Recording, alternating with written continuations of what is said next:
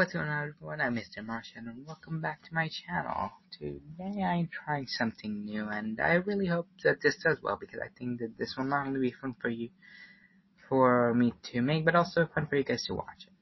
This video is scripted, and it'll be podcast-like in its design. In case you didn't figure it out. Today we'll be talking about Venusaur and how to use it in competitive Pokemon. Also, we will only be looking at the Generation 8 metagame. The first thing we'll look at is Venusaur's base stat spread. Venusaur has a base stat total of 525 with 100 in both of its specials and a decent 82 attack, although I can't say I would recommend using it. It also has decent bulk with 83 defense and 80 HP, as well as decent speed at base 80. Overall, not a bad stat spread. Next up on our to-do list is its typing. Venusaur is grass and poison, meaning that it is weak to flying, fire, psychic, and ice, and it resists fighting water, fairy, electric, and grass. That last one being a quarter resistant. Another thing that can make or break a Pokemon is its move pool. Venusaur, while not having the best coverage move, definitely makes up for it with its incredible stab moves. Let's start with the poison type, since there are fewer options. You will only ever see Venusaur running Sludge Bomb as its poison stab, as it doesn't have many other options. As for its grass type, you have many options. It usually runs Giga Drain or Solar Beam, but it can also run Energy Ball. It also tends to run Leaf Storm and Double, just because it's that special attack drop. Every good Pokemon should also run some coverage, and Venusaur is no exception. In some teams, an effective type for Venusaur due to its Chlorophyll ability and Solar Beam, it tends to run Weather Ball, which becomes Fire type under the sun, and it even runs Earth Power in Ubers. As for its held item, Venusaur really likes Life Orb to boost up its incredible Solar Beam and Sludge Bomb.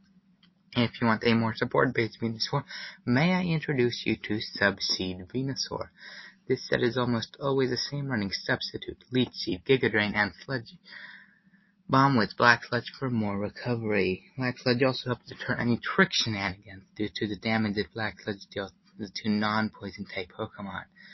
So let's review.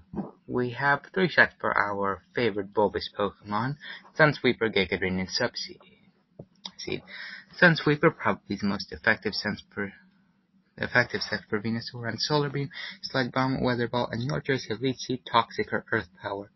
I know this may seem obvious, but please only use this if you have set up the Sun. First, you have Solar Beam, a very powerful grass type move at 120 base power that charges the first turn and attacks on the second turn, except during center if the user has a Power Herb, in which case the move attacks immediately. Solar Beam is not only a really powerful grass type move, but also becomes quite a powerful Max Overgrow or G-Max Spine Lash when Dynamaxing or Gigantamaxing. Next up is Sludge Bomb, which is on the set simply to have a poison type stab move. Weather Ball is a weird move since it pretty much acts like Castform in the set and it changes type based on the weather. Normally it's 50 base power normal type move, but changes to 100 base power and becomes Fire type when used under the sun. Just note that this becomes Max Strike upon Dynamaxing no matter what the weather is. Finally is your choice of Toxic or Leech Seed for residual damage or Earth Power for coverage, special against Fire type. As an item, Life Orb is probably the best way to go, but Black Sludge works for passive recovery and dissuading trick.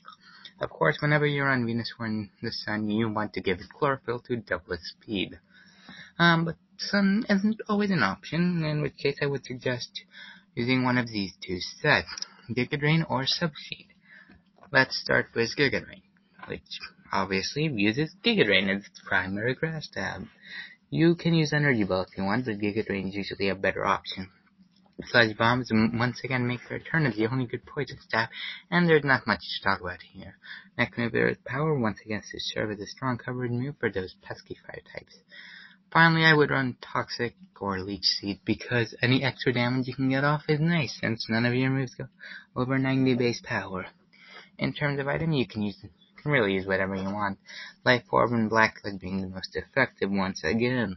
It's not Venusaur's best moveset, but it's good if you want to be on the offensive and don't have access to Sun. Just as a side note, Venusaur does get access to Sunny Day, so you can have Venusaur learn Sunny Day as its last move if it's absolutely necessary.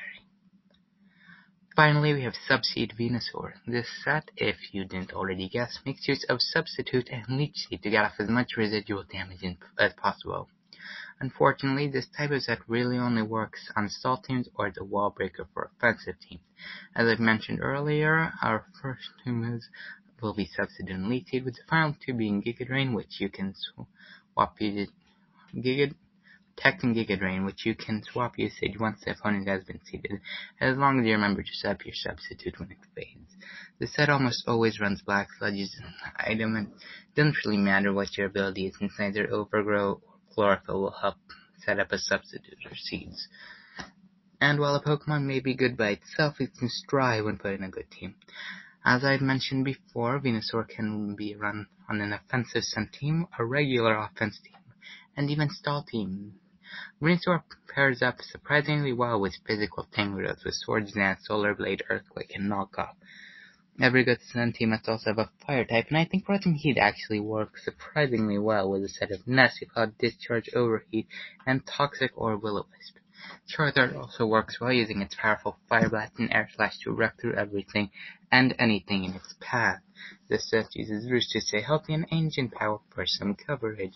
As every Charizard user knows, you need to have hazard remove on your team, and I chose Whimsicott.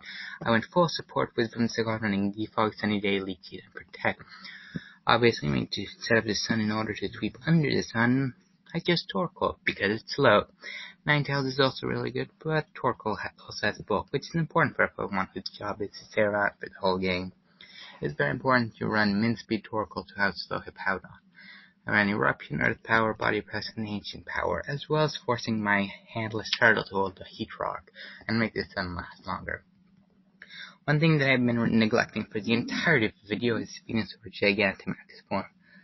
When Venusaur Gigantamaxes, his Grass type moves become G-Max Vine Lash.